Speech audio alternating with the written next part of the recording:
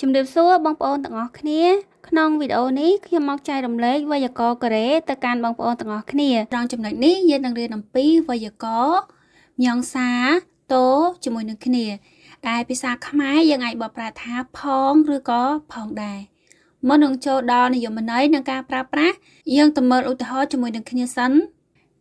នេះជាឧទាហរណ៍ជាការសន្ទនារវាងយាយជីហើយនិងមីណាយើងមើលថាតើពួកគេកំពុងតែនិយាយគ្នាពីអ្វីយាយជីគាត់បាននិយាយថាមីណាអឌីអេខាយ៉ូយាយជីក៏សួរទៅមីណាមានន័យថាមីណាគាត់កំពុងទៅណាអញ្ចឹងណាហើយយាយជីក៏សួរថាមីណាតើឯងទៅណាហ្នឹងមីណាគាត់ក៏ឆ្លើយថាស៊ីចាំងអេខាយ៉ូខ្ញុំទៅផ្សារហើយយាយជីគាត់ក៏បានឆ្លើយថាឆោតូខាយ៉ូចាំមានន័យថានៅក្នុងការសន្ទនានេះយាយជីគាត់ឃើញមីណាហ្នឹងកំពុងតែដើរទៅណាហើយគាត់ក៏ស្រែកសួរថាមីណាឯងទៅណាហ្នឹងហើយមីណាគាត់ក៏ថាខ្ញុំទៅផ្សារអញ្ចឹងខ្ញុំទៅដែរឆោតូខាយ៉ូអញ្ចឹងនៅកន្លែងនេះយើងប្រើតូឆោតូខាយ៉ូ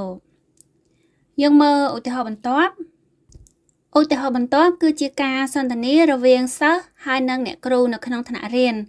អ្នកគ្រូគាត់កំពុងតែសួរសិស្សថាជាជនជាតិអ្វីមកពីណាអញ្ចឹងណាហើយយើងមើលអ្នកគ្រូក៏សួរទៅសិស្សថាអនៅណារ៉ាសារ៉ាមអ៊ីយ៉ូតើអ្នកជាជនជាតិអ្វីហើយសិស្សទី1គាត់ក៏លើកដៃឆ្លើយឆននកម្ពុជាសារ៉ាមអ៊ីមនីដាខ្ញុំជាជនជាតិខ្មែរហើយសិស្សទី2គាត់ក៏ឆ្លើយថាឆោតូកម្ពុជាសារ៉ាមអ៊ីមនីដាសិស្សទី2គាត់ក៏ឆ្លើយចាស់ឬក៏បាទអ្នកគ្រូខ្ញុំក៏ជាជនជាតិខ្មែរដែរចឹងមានន័យថាសិស្សទី1និងសិស្សទី2គាត់ជាជនជាតិខ្មែរដូចគ្នា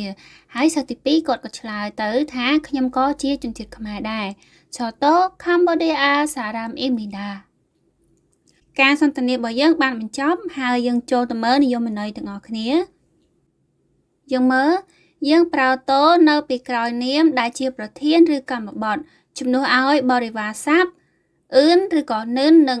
ឬក៏ឬដែលមានន័យនៅក្នុងភាសាខ្មែរថាផងដែរឬក៏ដែរទី2នៅពេលដែលយើងប្រើតូជាមួយប្រធានឬកម្មបទយើងត្រូវលុបអឿននិននិងឬចោលជំនួសដោយដូវិញតូវិញយើងទៅមើលឧទាហរណ៍បន្ទាប់យើងមើលប្រយោគទី1저는 빵을 사요. 우유도 사요. ខ្ញុំទិញនំប៉័ងហើយខ្ញុំក៏ទិញទឹកដោះគោដែរអញ្ចឹងនៅតាមធម្មតានៅកន្លែងនេះបើយើងនិយាយថាទិញទឹកដោះគោយើងប្រើឬមិនអត់អ៊ូយូឬសាយោតែដោយសារតែយើងប្រើតម្រងតូយើងអត់ប្រើឬទេយើងលុបឬចោលយើងជំនួសឲ្យតូវិញទៅជាអ៊ូយូតូសាយោខ្ញុំទិញនំប៉័ងហើយខ្ញុំក៏ទិញទឹកដោះគោផងដែរយើងមើលទៀត저는 옷을 사요. 신발도 사요. ខ្ញុំទិញសម្លៀកបំពាក់ហើយខ្ញុំក៏ទិញស្បែកជើងផងដែរអញ្ចឹងមានន័យថាកន្លែងនេះតាមធម្មតាបើសិនជាយើងគ្រាន់តែថាខ្ញុំទិញស្បែកជើងយើងប្រើ sinbal ឬ sayo តែដោយសារតែយើងប្រើតូយើងលុបឬចោលយើងលុបចោលជំនួសឲ្យតូវិញទៅជា 신발도 사요. បន្តទៀត저는 한국어를 공부하고 있어요. ខ្ញុំកំពុងរៀនភាសាកូរ៉េហើយប្រយោគបន្ទាប់제 동생도 한국어를 공부하고 있어요. បងស្រីខ្ញុំក៏កំពុងរៀនភាសាកូរ៉េដែរអញ្ចឹងនៅកន្លែងនេះតាមធម្មតាយើងគេប្រើនិនព្រោះកន្លែងនេះយកធុងសែងជាប្រធាននៅក្នុងប្រយោគហ្នឹងអញ្ចឹងប្រយោគហ្នឹងតាមធម្មតា제 동생은 한국어를 공부하고 있어요. តែយើងចង់បញ្ជាក់ថាប្អូនរបស់យើងក៏រៀនភាសាកូរ៉េដែរអញ្ចឹងគេអត់ប្រើនិនទេគឺលុបនិនចោលយើងជំនួសឲ្យដូវិញទៅជាគេជំនួសឲ្យតូទៅជា제 동생도 한국어를 공부하고 있어요. ប្រយោគចុងក្រោយ저는 치킨을 먹어요. 콜라도 먹어요. ខ្ញុំញ៉ាំមាន់បំពងហើយខ្ញុំក៏ផឹកកូកាកូឡាផងដែរសង្ឃឹមថាការបង្រៀនរបស់ខ្ញុំមិនលឿនពេកទេហើយសង្ឃឹមថាអ្នកទាំងអស់គ្នានឹងយល់យើងចូលដល់ចំណុចបន្ទាប់យើងមើលចំណុចនេះទាំងអស់គ្នា저는 캄보디아 사람이에요. 나라는 Cambodia Saram Iyo នៅកន្លែងនេះគឺចង់បញ្ជាក់ថាខ្ញុំជាជនជាតិខ្មែរហើយតារាក៏គាត់ជាជនជាតិខ្មែរដែរអញ្ចឹងនៅកន្លែងនេះបើសិនជាយើងគ្រាន់តែនិយាយថាតារាជាជនជាតិខ្មែរអញ្ចឹងគេប្រើតារានិន Cambodia Saram Iyo ប៉ុន្តែដោយសារតែគេចង់បញ្ជាក់ថាតារាគាត់ក៏ជាជនជាតិខ្មែរផងដែរអញ្ចឹងគេអត់ប្រើនិនទេគឺលុបនិនចោលទៅជាតារាតូ Cambodia Saram Iyo មានន័យថាតូនេះវាមកជំនួសឲ្យកន្លែងនិននេះហើយដោយនិយមន័យ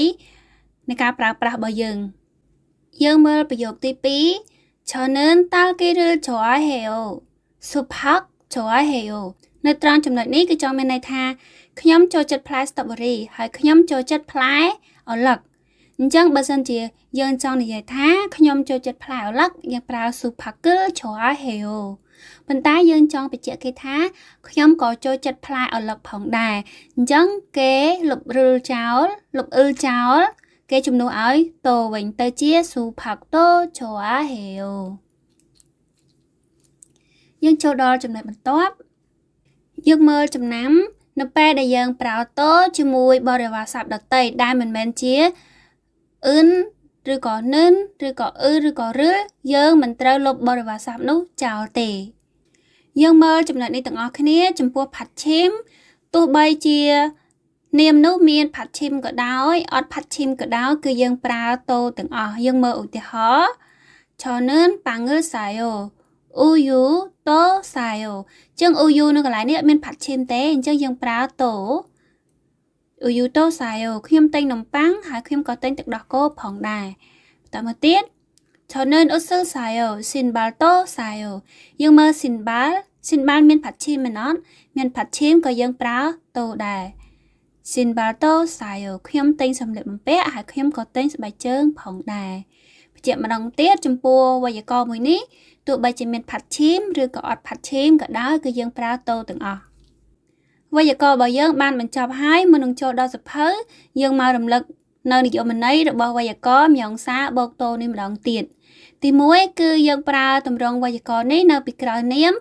ដែលជាប្រធានឬកម្មបទគឺយើងជំនួសឲ្យបរិវារស័ព្ទអ៊ឺនឬក៏និនអ៊ឺឬក៏រឹលដែលមានន័យនៅក្នុងភាសាខ្មែរយើងថា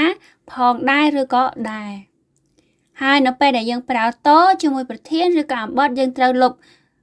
បរិវារស័ព្ទអ៊ឺននិនឬក៏អ៊ឺឬចោលជំនួសដោយតវិញចំណែកឯនាមណាដែលមានផាត់ឈីមឬក៏អត់ផាត់ឈីមក៏ដោយគឺយើងប្រើតទាំងអស់ខ្ញុំសូមបញ្ចប់ត្រឹមនេះបើមានចំណុចខុសឆ្គងកន្លែងណាសូមជួយខមមិនប្រាប់ឲ្យខ្ញុំបានដឹងផងហើយយើងនឹងជួបគ្នានៅវេយ្យាករណ៍បន្តទៀត